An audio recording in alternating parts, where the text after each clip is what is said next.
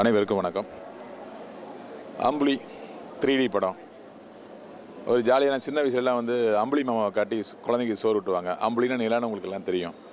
அப்படி ஒரு நிலாவை தான் வந்து 3D பிடிச்சி இந்த படத்தை பண்ணியிருக்காங்க போட்டிருக்கு அப்படின்னு சொல்லிட்டு ஒரு குழந்தை ஆர்வத்தோடு இந்த படத்துக்கு வந்தால் மிக பிரம்மாண்டமான ஒரு திகில் படத்தை பார்க்கக்கூடிய உணர்வை ஃப்ரேம்லேருந்து கிரியேட் பண்ணிட்டாங்க.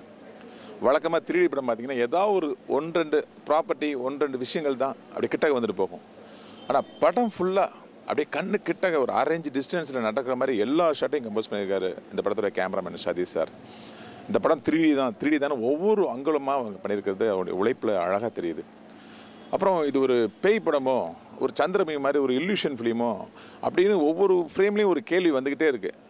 ஆனால் அது பேய் படம் மாதிரி ஆரம்பித்து சரித்திர படம் மாதிரி இடையில காட்டி கடைசி அது ஒரு சயின்ஸ் ஃபிக்ஷனாக முடிகிறது வந்து ரொம்ப பிரமிப்பாக சிலுக்கிற தன்மையாக இருக்குது.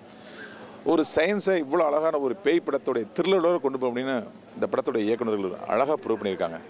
இந்த படம் குழந்தைகள்லேருந்து பெரியவங்க வரைக்கும் ஒரு ஆங்கில படத்தை ஒரு தமிழ் வசனத்தோடு பார்த்தா எவ்வளோ அற்புதமாக இருக்குமோ அவ்வளோ அற்புதம் அந்த படத்தில் இருக்குது. பிகினிங் ரீல்லேருந்து என் ரீல் வரைக்கும் ஒரு சஸ்பென்ஸ் த்ரோட்டாக மெயின்டைன் ஆகிட்டே வருது. ஒரு அற்புதமான படம். எல்லாரும் தமிழில் இப்படி ஒரு படமாங்கிறது ரொம்ப ஆச்சரியமாக இருக்குது.